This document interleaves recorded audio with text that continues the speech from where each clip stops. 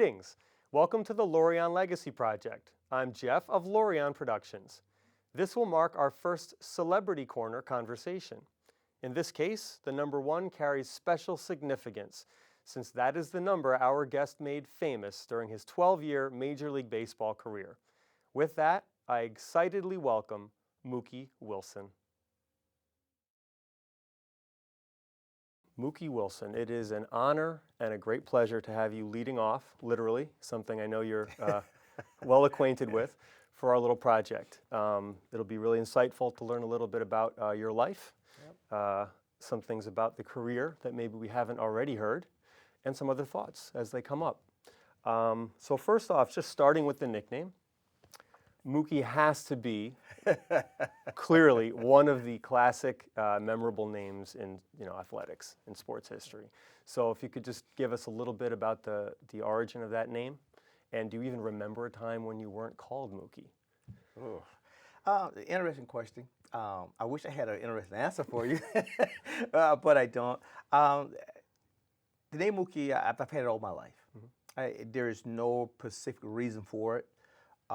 It's just a name that stuck with me through my childhood. And I don't remember anyone calling me anything else. My mother on occasion called me William when she was angry. I knew it wasn't a good day if that was going to happen. But everyone else, all through high school and college and professional baseball, it's been Mookie. And it's became, know who I am. And it is a memorable name, and I think that was part of the mystery behind the whole person, is that who is Mookie, what Sure. he does, and I've enjoyed it. It's been good too. Has there ever been a time when perhaps you didn't want to be called Mookie? It sounds like that was not an issue. It's worked for you pretty well. Yeah, I didn't have a choice in the matter. Right. Going through high school, kids can be just brutal when it comes to names, sure. And and people walking around Mookie. Everybody, I wanted to have a normal name. Call me William. Call me John. Call me anything but Mookie. But as I grew older, I've learned to appreciate it. But it didn't start out that way. I don't think any kid wants to be called anything other than a given name. Right. Taking it back, we'll just start at the beginning. Where were you born and raised? And what were some of your very earliest childhood memories that you can recall? Well, I was born and raised in South Carolina, a small town called Earhart. I was one of 12 kids, 7 boys, 5 girls. Any other Mookies, or were you the only No, Mookie? there was only one Mookie. We had a bunch of other nicknames, but there was only one Mookie, and half of them have nicknames. Mm-hmm. I don't think we weren't on a first name basis in my family. It's always some other name. Sure. I was raised on a farm. I spent most of my early teen years, on a farm. Matter of fact, I was raised on a farm until I left to go to college. Okay. What kind of farm? Was it a working farm? It's a working farm. Crops, cattle. Okay. Pigs, okay. And stuff like that. My father was very much a sharecropper, so we didn't really own the land. We just worked the land. Right. And from there, tough life. Whew. Tough life. It was really hard labor. Life. It's really hard labor. You don't look at it now. I look at it now that it was actually a lot of fun in a way, mm-hmm. But getting up every morning at the crack of dawn. It gets old. Yeah, I understand. I'm tired thinking about it myself. It's funny. That kind of leads right into the next question, since it was a farm that you were acquainted with. I was going to say, when we're really young, sense memories usually stick with you. Certain special little places on your property, or certain smells in certain seasons, or sounds if there was a railroad track nearby. Anything like that kind of comes back and really sticks out to you when you think about that and where you grew up? Yeah. You mentioned railroad. Where I grew up, there was no train even near. There was no transportation. If you didn't have a car, you were just out of luck.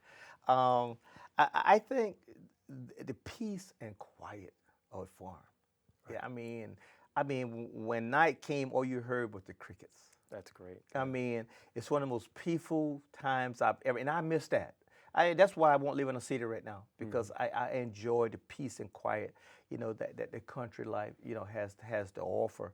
I would live on a farm. If it had not been for the hard work, it probably would have been a very, very exciting time. Usually they're hand in hand, though. You can't get one without the other. No, you can't have one without the other. Yeah. But it's the peace and quiet, unbelievable. Okay, very nice. So then going back maybe a little bit past that, say your preteen years, being a little kid, scale of 1 to 10, did you have a happy childhood? What would you rate it? Just Oh, all in all. definitely an 8. Okay, I had a strong. very happy childhood. It was difficult, but when we were together as a family, it was always a great time. I mean, it was turbulent times back then, 60s, early 70s, right in the Exactly. middle of the civil rights movements and Sure. everything. But putting that aside, it was a beautiful childhood. Great. Sure. I always like to hear that. I did as well. So it's tough when you hear these other scary stories. And speaking of that, what would you say scared you as a child? I mean, did you have anything in particular that was just, would keep you up at night or give you bad dreams that you can remember?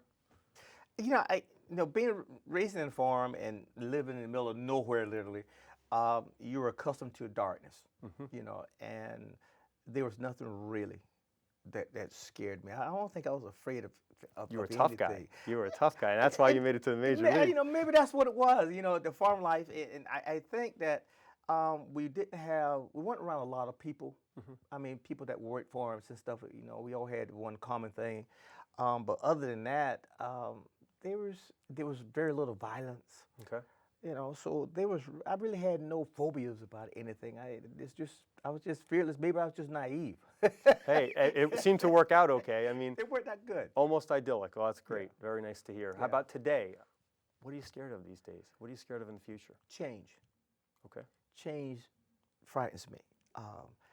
It's just that we as a society and as a people have seemed to value things that's important less, and that's including life, and that scares me. And I don't know where we're headed. I don't think that anyone can predict where we are going. I don't think anyone could predict where we are now. So Do you feel like that's something that's changed just in your lifetime that maybe has gotten even worse than when you were younger? Or do you think maybe it's when we get a little older and look back, people always say, oh, when I was young, things were better and we worked harder and now, society's going to pot. Sometimes I just wonder if it's our outlook or if things are really getting bad. no, I think it's a good way to look at it if it's just our outlook, but I think that things are just bad. I think that things are just bad. We have different values. Yeah. Or Or lack of. Yes. Yeah. I mean, progress doesn't always mean things are better. Right. you know. Absolutely. So, um, I don't. I think people have to agree that life is just changing. So you had mentioned, when you were kind of a early teen in that era and being in the late 60s in that environment, obviously it was turbulent in this country for a lot of reasons. Did you personally experience any social or racial tensions where you were? I know. Yeah. Yeah. I know. I mean, I think that's a very obvious answer is that of course I did. I've gone to restaurants where wouldn't be served. I've had to go to back doors, to go to doctor's offices or just general things that other people have to do. And would you say that this was, I mean, these specific memories, did this kind of curtail and end at some point, like in say the early 70s, or was it all kind of congregated when you were younger? No, it kind of changed a little bit, as I got older and the rules and the governing laws were amended, Right. To force people to, to do things more civil, But what I found out is that laws didn't change people's minds. It didn't change the way people reacted, and people resented being forced to do something that they Right. didn't want to do, and that was good and bad. But you still felt backlashes from people, from resentment of them, not being themselves, and being raised in the South, Sure. was difficult. It really was difficult, and I would say that at last, I remember having issues right up to I went to, I would say my first year in pro ball. So 79. 80, Yeah. So it was some issues still going on. Yeah. So did you always aspire to be a professional athlete, a professional baseball player specifically? Or when you were younger, did you have other dreams of other things you could do? Playing professional baseball was not even a thought. Okay. I mean, I played baseball all my life. As a matter of fact, ever since I can remember walking, I was playing baseball. My father was an avid baseball fan. He was a borderline baseball nut. He really loved the game. He taught us the game, and we played as much as we worked on the farm. Nothing got in the way of baseball on Saturdays. We played baseball on Saturdays. We had a local team that we played on, and stuff. But I played for the sheer fun and joy of the game, and I was lucky enough to get to go to college because of baseball. And this is when it first dawned on me that maybe I had an opportunity that could lead to something else. But that was after my, second year ball in college, actually. But nah, I was going into the service and the Air Force, as a matter of fact. Already taken the test. Wow. And all At what that. age or what was I was this? in high school. Okay. I was in high school. I took the Air Force test, and I was going in to be a mechanical engineer. This is what I was going to do. I really loved it, and I was inspired to do that. But when I had an opportunity to go to college, being the first of my family to go to college, I couldn't turn that down. Yeah, that's great. My father was big on it. He really wanted us to go to college, so that's how I did it. Another thing that hasn't changed through the generations are parents wanting their kids to go to college. No, that's not going to change. You mentioned you came from a very nice-sized family. Yeah.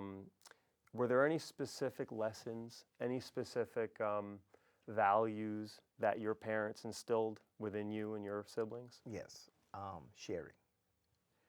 I mean, sharing was big. I mean, this is the way without sharing, we don't survive. It was, people use the term hand-me-downs. It was you pass things down to the younger. The next one pass it down. Right. If it was still usable, you recycled everything. Nothing was thrown away. As long as there was some value, some use for it, you kept it. Now we throw away things because we got a chip on it. Throw it away. Let somebody else have it. The old saying, you've heard it before. One man's trash is another man's treasure. Absolutely. And I know about that because we've used a lot of things people throw away and was very useful for us. So. Now, the sisters and the brothers didn't have to share clothes. I mean, you weren't walking around. Maybe you don't want to talk about it. That's fine. The sisters, they had their own little thing going on. It's a fair question this day. This is a fair question. We're here now. Fair question. But the brothers, that's the way it was, and it was good. We didn't mind that. We didn't mind not having new stuff. That's why I think that helped me over the years because I don't value stuff. If I have it, fine. If I don't, The disposable society. Yeah. There's something nice. There's character in Yes. something that's old, that has Yes. a little bit of use, Yes. like my glove. Yeah. So your wife, Rosa, you've been Yes. together for quite some time, I believe. 37 years. 37 years. Congratulations. Yeah. A little bit about the history of that relationship and how that got started, perhaps? Well, we've had a very unusual relationship. My wife and I, we have known each other since high school. Okay. Our families attend the same church and all of that. The unique thing about our relationship is, people say, well, what's so unique about it? Okay. The unique thing about our relationship is that my wife was married once before, Right. to my oldest brother, Okay. and which didn't turn out very well. Clearly. It didn't turn out very well. So they separated and were divorced. And some years later, we started talking. And before you know it, I went away to college, came back, and we still continued talking. And then we ended up getting married, actually in 1978, when I was in AA baseball, as a matter of fact, on the baseball Jackson? field. What team was that? Jackson, Mississippi. Jackson, yeah. Yeah, and it was unique. And as you can imagine, being from the South, very conservative people, Okay. that didn't go over well. Okay. That did not go over well initially because there was something really, they felt, that was really taboo Right. about that whole relationship. And talking with my father, and my father, he said, hey, that's life, and you go on and be happy. And that gave us the okay to say, okay. That's great. If you have the sign off of the parents. Yes, and no one else mattered. Right. Well, at core, the rest can take care of itself. At least Yes. you have to start somewhere, Yeah. the center. So how is Mookie the dad what's the makeup of your own family? The dad right now is I am the father of 4 children. My son Preston, who is 40 years old, by the way, has too. a 10 years in the major leagues. He's a baseball player. And I have 3 daughters. I have a Daisner, and I have Ernestine, and we have Tasha, whom we adopted some years ago. She was in high school, and we adopted her. And so I have 4 kids. Beautiful. Yeah. Very nice. You mentioned Preston. I was Yeah. going to get to that. Of course, he was a very successful Major League Yeah. ball player. What was it like seeing Preston compete in the major leagues, you know, and how, you know, as a dad, how is that different than how you felt competing, watching, you know, your son compete? Yeah. Well, you know, when you're competing, you don't care. You're just out there just trying to do your job. But to watch your son compete, because you understand how difficult it is. You understand the criticism and the scrutiny and everything else that goes along with it, how easily it is to be sidetracked. You know, and again, we've seen a lot of great ball players, you know, take the wrong road and stuff. And that's scary. And that's scary. And you just hope that some of the things that you've tried to teach him kind of carries over into the game. And it did. I'm one of those dads that I didn't really put in too much input. I didn't give him too much advice unless he asked. Okay. You know, I wasn't one to say, "Hey, you're doing this wrong." Like today. the Little League dads that I remember sitting in. You know, they all due respect, but they're the worst.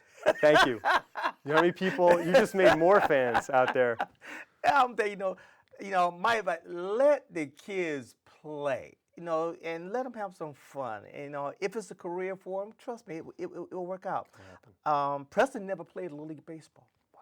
He didn't play baseball until he was a sophomore in high school, because I refused to force him to do that. I wanted him to be himself. I wanted him to identify to who he was going to be. I didn't want him to try to walk in my footsteps. But the day he came up and said he wanted to play baseball, I was probably the happiest father in the world. Oh, I can't even imagine, you know, 2 generations like that and getting to watch him play. So based on that, you'd mentioned that you wanted to impart certain things and certain things you didn't want to kind of horn in on. What are some morals and some values that you've tried to instill in your children, and similar to maybe what you acquired? The one thing that, you know, and my parents taught me this a lot, and I think it's come from coming in a large family, is respect others. You have to respect others. If you want respect, you have to give respect. And my father taught me this is you really treat women well. You treat women well. It's okay to be wrong. It's okay to be wrong. You don't have to prove a point. And that taught me that. And I remember this conversation I had with my son Preston a long time ago. And this was one of the conversations that we've had. We never talk about baseball. I figured he's gonna get enough of that. And I wanted to give him things that was going to help him off the field, and then indirectly was going to help him on the field. And I think that he took it in pretty well. I think things went swimmingly. Yeah. I remember seeing Preston out at Shea. You know, I was at a game, and he was out, had a uniform on, and we were probably 15, and he was out amongst the common folk. Yeah. So, I mean, it's quite clear that, you know, you imparted something there. Yeah. 10 years, 1996, 10 years removed from the World Championship. A lot happened for you that year. You were enshrined into the New York Mets Hall of Fame. Yeah. And that's when you got your degree from Mercy College, I believe. Yes. What is it that lured you back to school after all those years? A couple things. A promise, number one. My father was not very pleased when I quit school to sign professional baseball in the first place. You know, he was not really keen on that. He wanted me to finish school. But I think that's one of the first times that I did anything that was against my father's wishes. You know, but I signed. And once I signed, he gave me his blessings. Okay, go ahead, but, you know, school is what we need to be. And I had a gentleman by the name of Julius B. Ness. He was a Supreme Court judge of South Carolina. And he took me to Spartanburg Methodist College to enroll in junior college without high school. And when I decided to sign play baseball, I promised him that I was going to finish my degree. Every off season I'd go home, he would ask me, going back to school, and I told him no, no, no. So finally, I finished my degree. He didn't live to see me finish, but I did. So You kept because your of those promise. two people, I promised I was going to finish. And as I got older, I saw the benefits of my finishing school for what I wanted to do after baseball. Right. So it worked out pretty well. If you hadn't gone to baseball, if you Yeah. hadn't pursued that, can you see what direction you might have gone in? Can you see yourself in a different role during those prime years? If I hadn't gone to baseball, I have no doubt in my mind that I probably would have ended up in the military, as a mechanical engineer. Okay. There's no doubt in my mind. That's is what I want to do because I enjoyed working on my hands. I enjoyed the fascination of dealing with machinery Okay. and building things. So, yeah. I'll skip over a couple here because when it comes to working on machines and such, I know there was a period where you'd done some work with freight transport, was it? Yeah. Or something to Yeah, that nature? yeah. So that stands out. That's very interesting because Yeah. it's not usually something you consider. I spent a lot of time on the road, so I get it. Yeah. But what is it that brought you there? Raised on a farm, there's certain things that you learn and that you enjoy and you miss doing. And being on a farm, I think I learned to drive a truck before I was able to do anything else. And I've always been fascinated with big trucks, And when I retired, I just had this yearning, to go back and to drive trucks. Mm-hmm. So when I retired, I went back to a truck driving academy and got certified as a truck driver. And for 3-4 years, I actually owned my own trucking company. Wow. So, I not only owned it, I was one of the primary drivers. So I drove truck, and I still drive truck in my off spare time now, just to keep my skills together. So if we see you and we give you one of the, are you Oh, gonna? I got it. I got it. All right, it's good to know. It's a lot of fun. I really, really enjoy truck That's driving. very cool. Yeah. Very different, and there's nothing like being on the road sometimes. I peaceful. can't imagine what it's like to drive those monsters, but Yeah, it's a lot of fun. What role, I think it's had a pretty prominent role, but Yeah. what role has religion played in your life? And I think, if I read correctly, you had recorded a gospel CD at some point? Yes. Mm-hmm. Let's hear something. Well, no, you shot me right down. No. Religion has always been a part of my life. My father was very active in the church, and there were 2 things that were constant in our, 3 things. That was farm work, baseball, and church. Those things were going to happen regardless of what you were doing during the week. Those things was going to happen. I grew up in the church, and as I grew older, I started to really get involved in the church. I wasn't much for the way the church was being organized. When you're young, no one really thinks about that stuff. Let's go to church. Okay, let's get out of church so I can go do what I got to do. That's the way it was. Yeah, you in the church, you watch. Watch. But I got to the point where I actually enjoyed church, and it was something about the feeling that once I went to church. And when I was playing baseball, I actually started to miss going to church and stuff of that nature. So when I retired, I was always on the choir, singing on the choir and stuff in church. And when I retired, my wife and I, we got together and we just started playing around, writing lyrics and stuff of that nature. And we came up with some songs that I wrote, and we got my family group and my church choir to actually join and sing it. And it turned out very well. And it was just something that I just had to do. We never promoted it to sell it. That's not the reason why we did it. Right. But we did, and it was one of the greatest things that I think that we've ever done. Hey, spiritual is supposed to come right from the heart. Yes. And that's a beautiful thing that you'll always have. What are some goals, aspirations that you still have moving forward? Man, I have so many things on my plate right now. And I understand you can't always have everything you want because, it's a proven fact, the more you have, the more you want, but for me, it's not a matter of anything material.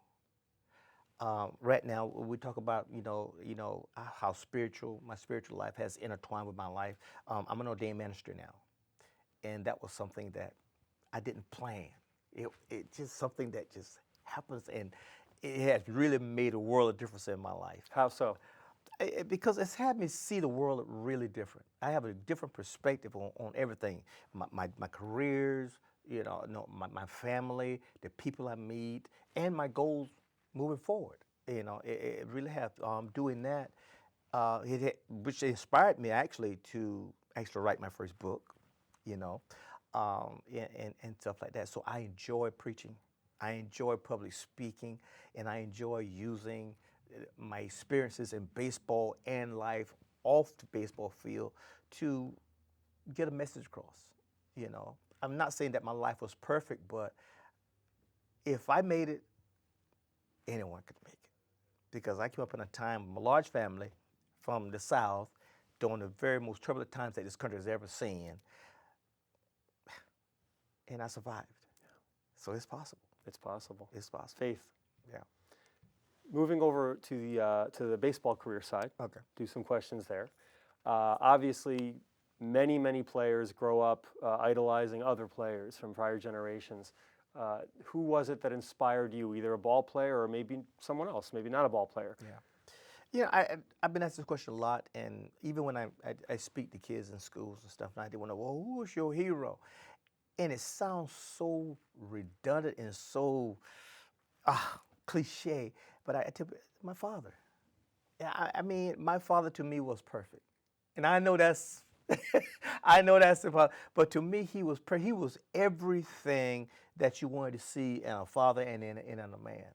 He was everything, and he taught me. Without him, I don't think I would be the person that I am. And everything I do now, I always reflect to my father. What would he say? Would he approve? And I know that might sound very crazy, but I actually think that's the right answer, personally. But I guess there's no wrong answer. No. What was it about your dad? I mean, if maybe you could quickly just describe a little bit about his character, or how he held himself, or what it was that inspired you so much. My father was very honest. He pulled no punches, man. He was very honest, and he was very caring. And I've seen him give things that he didn't have. He would go out of his way to help someone. When we did things that were just totally crazy as young people do and stuff like that, he was quick to discipline, but he was just as quick to show that love that, okay, I disciplined you because I had to. He didn't take joy in it. And the funny thing about his discipline, that he often would be smiling while he was doing it. And I didn't say, now, is this man crazy, or, he's enjoying it. I'm getting mixed signals here. And and that was fun. I look back at it now. My brother and I, we were talking a couple of days ago. We were talking about a time where he disciplined us, and we didn't know what to think. Was he really angry, or he would say things like, "I'll take care of you when I get home." Right. And you would wait home all day trying to figure out what was going to happen. And he was very slow about getting to it, and we say, let's get on with it. We know you're going to do something. Let's go ahead and do it. That's the punishment. That's the waiting, punishment. right? And it got to the point where the waiting was worse than the punishment. And I think that my father only had 7th grade education, by the way, but he was as smart as any man. And I tell you what, he could have been. He knew how to manipulate you, man. He could. He knew smart. He knew how to get you to do things without asking, And like I said, he knew how to punish you without putting a hand on you. And he's just awesome, man. Well, maybe it's just that kind of training, if you will, that maybe helped you in your young career. You broke in at 24 into the majors, so you weren't a kid, but you're pretty young. Now, a lot of the folks that you ended up playing with, broke in as teenagers, or close to it, and some folks had their own difficulties, possibly because of that. Maybe being really young, it's hard to cope at such a high level and all the fame. So, do you think age specifically has anything to do with coping, or is it more of a personal maturity? Did you fight with any of that when you were brand new and you were young in the? I don't think that age has anything to do with it because sometimes people, associate age with maturity, and that's not necessarily the case. I think that's an environment that you grow up in. And I think that has more to do with it than the age factor. I've been with a lot of guys that were, 18, 17 years old that was very mature that had to grow up and be mature early due to family situations or whatever. And then I've been with guys that's been 30 and they're still 12. What I'm saying? How can you, grow up, and Yeah. so I don't think that it has anything to do with it, but it definitely helps, and it's definitely has to be considered. As a matter of fact, when we have guys now in the minor leagues, kids in the minor leagues, that's one thing we want to know is, okay, how was their family life? Then it gives an idea of what to expect. We don't really look at the age. We look at the environment. The experience, Yeah. sure, that makes sense. In your book, which of course I bought and read immediately, I think I told you once before when I'd met you that Yeah. my only criticism was that it's too short, Yeah. and we need a second volume. Yeah. Hopefully that's forthcoming. It's but on the way. excellent, is it? It's on the way. Fantastic. Yes. Good. Prayers answered. But within volume 1, Yeah. you mentioned among other people Hubie Brooks, who Yes. came up when you Yes. came up. He was a friend, confidant coming Yeah. up when you did. Who were maybe the most influential or vital teammates, coaches, staff people that made the biggest difference for you in your career? And growing up in the minor leagues, in particular, players come and go. I mean, like dominoes, man. You bring a guy in, he's there for 2 weeks, then he's gone, and other guys in and out. Hubie and I had a great relationship. We played against each other in college, and where he was at Arizona State, I was at University of South Carolina, and we played against each other in the College World Series. Wow. So we had that going. So when he was drafted in '78, he came to. I was in '77. He was in '78. He joined our team in Jackson, and we became roommates. So we had that to talk, and we just came through my leagues and the big leagues and together.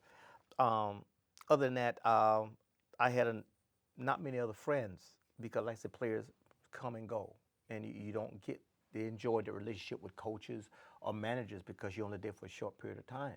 I'm a manager in A-ball. I was only there for like a month. Double A, I would say that Bob Wellman was the manager in Double A, and he was a great man.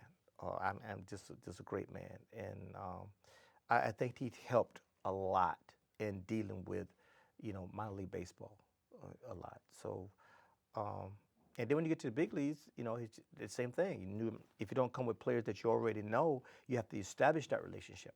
And Huey, we came up together, so we had that, and some of the other players that I was in minor leagues with. So we did have those people, and we had being able to confide in each other. I think that's important. I think that's underappreciated nowadays. Guys need to have someone that's in the corner that's been through what you've been through, understand what you've been through. You can always go to a coach. Sometimes the player is the best person you can have around. Right, sure, shared experiences. Yeah.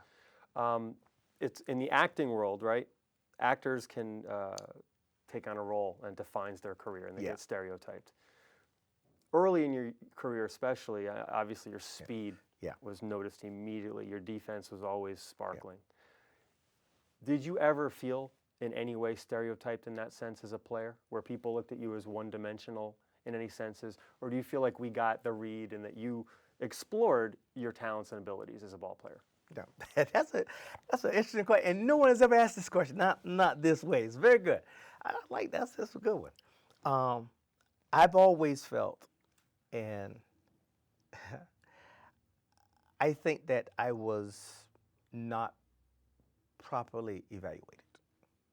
I think that people see speed and they automatically think, okay, he should be a leadoff guy. Yep. Okay. And this is what I was forced to do, which is something I'd never done. So I had to learn to be a leadoff guy at the highest level. And that was very difficult for me, and I struggled with it. Mm-hmm. I mean, very to my last day, there was always complaints about my striking out too much, my not walking enough. I never had to do those things. Even in Double A, Triple, I batted third in the lineup. I never had to lead off, And I think that I got stereotyped a little bit, because I was fast. It's no question about it. But I think that there was more to my game than that. Well, people say, well, why didn't you do it? Well, it's not that easy because you're asked to do certain things in a lineup, and this is what you have to try to do. And to go outside that framework, you're being, as they say, uncoachable. You have no discipline. And I didn't have a lot of discipline. I should have been better. I should have been a better hitter than what I was, but I didn't value that part of the game as much as I did the other parts of the game. Okay. And it also can be a factor where it's a contributing factor to the team you're with. So Yes. you got people like Darryl Strawberry batting, fourth, Oh, okay. 6'6", popping the ball 500 feet. You had a pretty nice swing yourself, and you had some pop. So, I mean, now Ricky Henderson is another leadoff Okay, guy. that's different. Well, but I'm just saying, here are guys that have lots of speed, Yes. but also have pop in their Yes. bat, which you did. Yeah. You were a switch hitter, obviously, and so there were a lot of facets to your game. So Yeah. I find it interesting that you maybe did feel a little pigeonholed in what Yes. you were able to do. Yeah, at the well, major league level. and you bring up Ricky Henderson because I felt that, I don't want to compare myself to Ricky Henderson, but I think that we were similar. And, I possibly could have been that same player, but I wasn't developed to do that. I was developed to do one thing and one thing only. Okay. Now that's on the field. That's Now on the off the field as Yeah. well, you've always been known as having a very bright demeanor, Yeah. very great with people, and a big smile. And that's one of the things that always endeared me as a fan, as a young player, young fan. Has that image ever been a negative for you, or would you ever have called it baggage in any way? That you always have to smile big, and people love you everywhere you go. It's got to be tough. Yeah. Some people have said, you're too nice.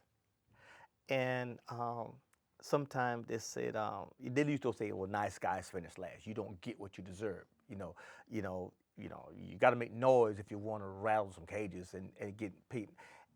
And I never really bought into that philosophy in life. I've always thought and naively thinking that you will always get what you deserve.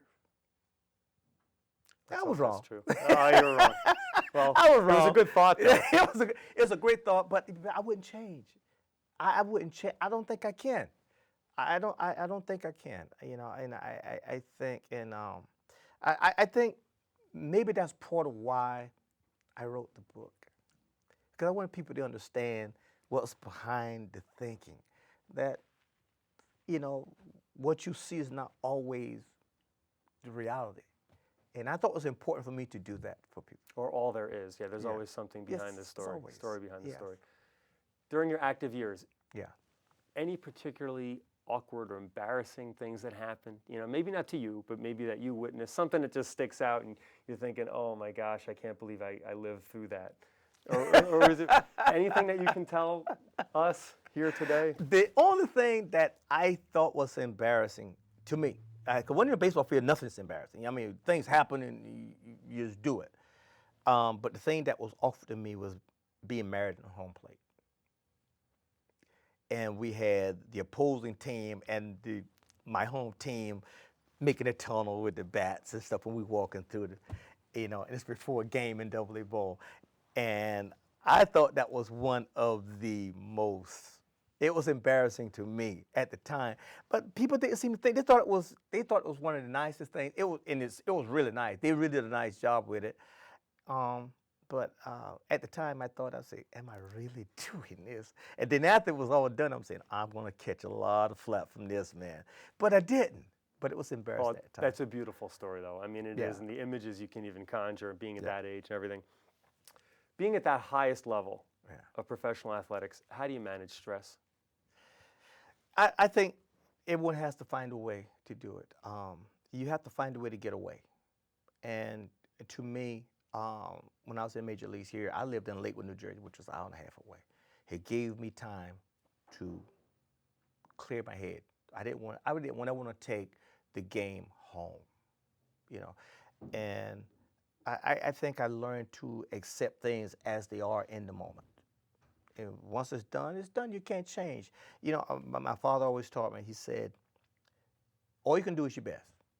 And sometimes your best is not going to be good enough to get the results you want. It will be enough, but not necessarily get the results you want. Live with it. And it took me a while to get that, um, but I did. And some players, the ones that don't learn to manage the stress of the game, usually have problems, whether it be in the family, whether it be with their careers or with the fans. They usually have issues, and it's all because it's all stress related. So I have learned to do that. Have you ever felt, especially as a player, like an underdog? Have you ever felt like somebody had something up on you and you have a mountain to climb? Never. I always felt that I was good at what I did. Even if it didn't measure up to some of the other guys, that were playing the same position, but I always gave 100%. This is all I have. This is it. I never was envious of what other people did or achieved or felt that, I should be there. The only thing I felt that I could have been used in a different manner, but even at that, I was going to maximize what I was able to do that day. But no, I never had that feeling. You've heard a lot, you still hear it. You've heard this for 20 years or more now with the skyrocketing salaries, Yeah. even since you've been retired. It's just at a place where you can't even quite fathom. Now some people, might think or have said that the motivation factor now is more financially based than for the love of the game, say. Yeah. Do you feel that those skyrocketing finances are an issue or a bad thing in any way, or do you think competitive drive is what it is regardless of your paycheck? This might be an answer that might be somewhat contradictory, because I could never imagine, anyone could never imagine that salaries will be what they are now. I mean, my first 4 years in Major Leagues, I had to get a winter job, just, to survive through the winter, waiting for the next season to come. And now, you don't have to. I mean, which is your profession. But when I was coming through playing baseball, baseball wasn't a career choice. Nowadays, baseball is a career choice. People start training their kids at the age of 10 to play in the major leagues. So Those little league dads. I mean, they're putting all their eggs in a basket, man, one basket. And I think playing professional baseball was a byproduct of my enjoying the game. And I think now his really is financially motivated. But that does not say or indicate that the person doesn't have a passion for the game. So I think that we have to be careful when we start saying that everything is money motivated by the finance of the game. Of course it is. I mean, you're getting paid $400,000 to sit on the bench. Yeah, that's a job. I'd go for that job. Why not? I mean, why wouldn't you? And I made a dumb statement when I was playing earlier, is that I love this game so much I'd play for free. No, I wouldn't. You can fake it. Sorry, don't say it. Right. No, I miscarry, but and people say, well, what do you think you'd be worth today? I mean, whatever somebody's willing to pay me. I mean, isn't that the real value of anything? Whatever one's willing to pay you, that's what the value is. Absolutely. Whether it's inflated or whatever, that's what your value is. Now, the pressures that come with that, Yes. okay, with those raking salaries, Yeah. can lead to ethical issues as well. Of course. So as a player, Yeah. especially when you were in the game, what's your opinion of the different methods of cheating, say, or getting your level to a different level? PEDs, doctoring baseballs. Yeah. Where's the line? Yeah, I think that for as long as there's been sports, there's been cheating. And it's not just in sports, it's in any industry you go into. Someone's always looking for the edge. And it's, an old coach once told me once, they said, you're only cheating if you get caught. I didn't understand that at the time, but you're only cheating if you get caught, or if you ain't cheating, you ain't trying, things like that. I mean, those are just, playful comments, but think about the reality behind those statements. I mean, Major League Baseball in general, and we talk about baseball since this is what I know. Baseball. If Canseco doesn't write his book, Are we really having this conversation right now? Not You know, likely. if Canseco doesn't write his book, do we really have the severe drug testing that we have right now? You know, if they know, if Canseco doesn't write his book, does Congress get involved? Do they really care? If Canseco doesn't write his book, does the average fan care whether I hit 5 home runs or 2, or all they care about is that we won? Right. So so we have to be careful of the hypocrisy that we have when it comes to people cheating. Cheating has always been there. We have guys in the Hall of Fame that cheated. You know, the method of cheating changes because time changes. Okay. So one cheater doesn't necessarily make the other cheater any less guilty. Interesting. And also because the something else that has always been there is when someone's elevated, say as an athlete is, Yeah. you become a role model, whether you like it Yeah. or not, right? With Yeah, the well, I mean, visibility. it's part of the job. It's part of the job. Part of So, the job. so your opinion then would be that that's fine. If you're going to play that game at that level, you're okay with being a role model. You were okay with I'm being okay a role with it. model. Okay. I'm okay with it. The only thing I object to is when someone's child goes bad or decide to do something that's really illegal or whatever, they want to blame the athlete. You know, take responsibility for raising your children. Take that responsibility. If you're depending on me to raise your child, you got some problems. You know, I will do the best I can if I'm involved, have personal contact with them, of course, you know, but understand I'm on a baseball field. You know, your kid may not play baseball. The only thing that he should worry about or be concerned with is, does he want to play baseball like me? You know, he doesn't go to my house and see what I'm doing at home. You know, So not being all things to all people. You know, no, you have you to can't offer what be. you have. And You can't be. But on the same note, I think the professional athletes need to understand that they are more influential to society than they will admit or claim or want to be. It goes with the territory. Live with it and govern yourself. well said. How has fame affected your life specifically? Have there ever been instances where it's caused you negativity, being a famous person? Fame, I don't look at myself as a famous person, although people tell me different, you know. So I don't argue with them. I just go with it, you know. I've been called worse, right? Yeah, I've been called worse. Trust me, I've been called worse. I don't the attention. Sometimes I don't like. Sometimes I like to just go in and just be me, you know. I don't like everything I say to be, you know, really scrutinized or, you know, whoa, he said that or he did. No, no, I'm a human being first, you know. I have a family that I care about and love, and I will do anything for that family. You know, I will protect them at all costs and all the normal things that men do, which means I'm not immune to making mistakes. And I think that's what sometimes people look at us as being superhuman. That how could you dare do such a thing? I don't know. It just happened, you know. And I think that's where it gets to be negative. You know, don't expect more of me than I am able to give. And I think that's where it thing. Now the good part about it is that you have an opportunity to do good. So there again, we have to just weigh it. Sure. Yeah. Going back to the mid 80s, the Cardinals. Yes. I know you love the Cardinals. Oh, Cardinals. I know I did. Well. But there was a lot of, obviously, contentiousness, a lot of challenge between the two competing. Yeah.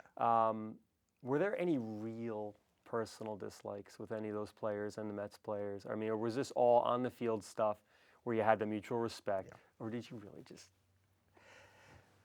We really, that might have been one of the best rivalries that people don't talk about. It's the Met Cardinal rivalries in the 80s. I mean, it was just awesome.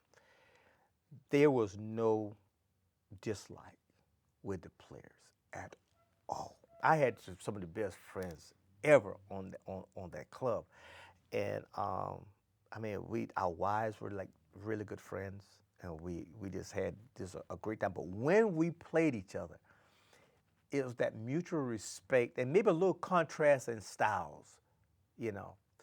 And even the cities, you know, I think that the cities was a little, and maybe the fans thought it a little different, but the players themselves, there was no dislike with the players. That was that mutual respect. I've always wanted to, I wonder what it would be like to play for the Cardinals.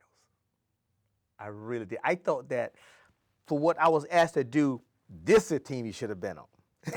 You would have fit in You know? perfectly. I'm You know? really glad that you didn't, Oh, I'm glad. but You know, they had Vince Coleman. yeah, We had you. they had you know, it was one of the greatest things. And I remember playing, you know, against Ozzie, and I kept saying, Ozzie, I'm gonna take you out at second base. And I tried for years. And I could never take. I took pride in being able to prevent double plays. I took pride in that, and I said, I'm gonna get him. And he knew I was trying. I'd be sliding, he'd be in the midair throwing the ball, looking at me, smiling. He didn't get me again. He was amazing, but he knew I was coming at him. He knew it, and you know, and it was the game, and we enjoyed competing. Which pitchers just gave you fits? You're not gonna believe this. People ask me that all the time. And they think I'm gonna say Nolan Ryan and people like that. It was a pitcher by the name of Jim DeShays, Houston Astros. I couldn't hit that guy for the tea in China, man. I tell you, they say, okay, we got Jim DeShays today, and we got Nolan Ryan. Who you want to play against? I'm playing against Nolan. Because at least he was predictable. I had an idea. I had a chance. Jim DeShays, he was in my head. I just couldn't hit him. Quickly, a word about some of the folks you had the glory of playing with on those great teams. Had some, you know, partying aspects to their personalities. Yeah. Good guys, but maybe you didn't always necessarily fit in with that. How did you maintain your own identity? And It's no question that it was a conflict in personalities. You know, I was very reserved, very private. I loved my privacy, but at the same time, I've also respected others' privacy, whether I agreed or disagree with the professional or social behavior. You know, it was not something that I was privileged to address at that point. At least I didn't feel I was. You know, great guys. In spite of what people have heard or written about these guys, it was the best teammates I've ever had. And I am going to be, you know, I probably will be addressing some of that in my second volume a little bit on how we got together. But those guys, to a man, is just great people. They cared about each other, and they really they respected me. And you can't ask for any more than that. And to this day, I consider all of them dear friends. And when we get together, it's like one big happy family. You know, I love, and I caution people, accept the facts, but you have to look beyond some of what you read Sure. about these guys, but it doesn't tell the whole story. So that said, speaking about friendships, a little bit about Bill Buckner. Obviously, everybody knows about the play. Yes. You talk about it every day, I'm sure. Every day. But more specifically about the friendship that had developed since then. Yeah. And how do you look back on that now? Has it changed a little bit in your mind now, looking back on that Game 6 event than it did at the moment? Yeah. Well, I think if you look back at that game at the moment, you're so wrapped up in what happened, you know, and happy that you actually won it, that you don't look at the effects of that game, what it's going to have on your life or the opponent's life. And that event has really meant a lot to me. Not necessarily so much as winning in the World Series. We won. I enjoyed it. I'm enjoying it to this day, and we talk about it. It's a great conversation piece. But more importantly than that, I have a friend that I can literally call a friend in Bill Buckner. We talk all the time. We call each other. We talk about family. He talks to me about his kids. I talk to him about my kids. And I didn't know how closely our lives related. I mean, it's uncanny, the things that we talk about, you know, what our girls are doing and what we're doing in our lives and stuff. And when we talk, I mean, it's just like, wow, man, I just happened to meet you last week, and it's amazing. We share a lot. He is a man of faith, which I did not know, you know, and we talk about that all the time.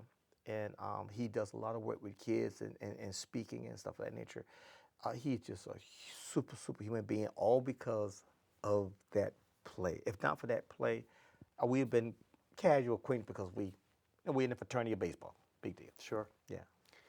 So in the end, how would you like us to remember Mookie Wilson as the player?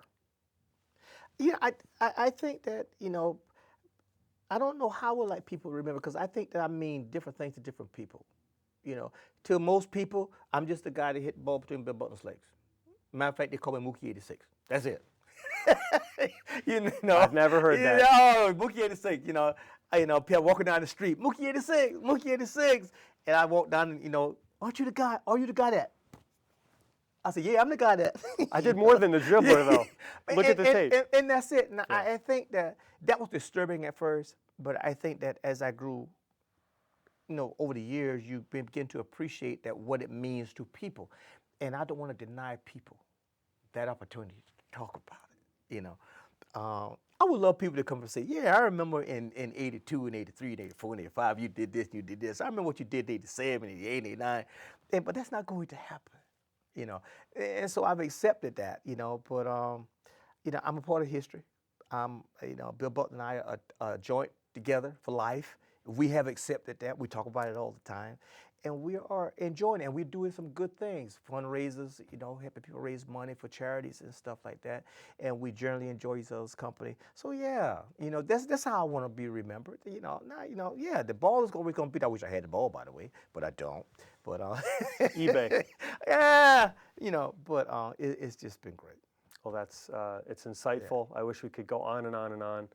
Any last remarks? Anything that you'd like to contribute that maybe we haven't covered that you can think of? We really appreciate you coming out and sharing so much of your life with us. Well, I enjoy it, and I think, as I said before, that's one reason why I wrote my first book, is because I wanted people to understand who Mookie Wilson was.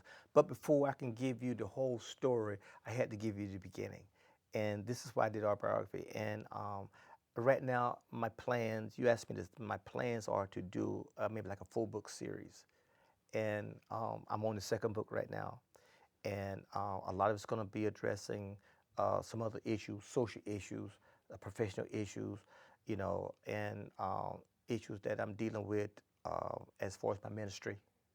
And as I go forward into my new life, and as I reinvent myself, I won't say reinvent, rediscover myself and who I really am. And maybe this is who Mookie Wilson really supposed to be, and all the rest of it was just a prelude to what I am now. Just a dream. Just a dream. Thank you, Mookie. It has been a real honor. Thank you. Thank you. All right. My genuine thanks to Mookie Wilson for participating. It was inspirational, fun, and surprising. Just remember one thing. You can't be all things to all people. So just be yourself. Thanks for joining us.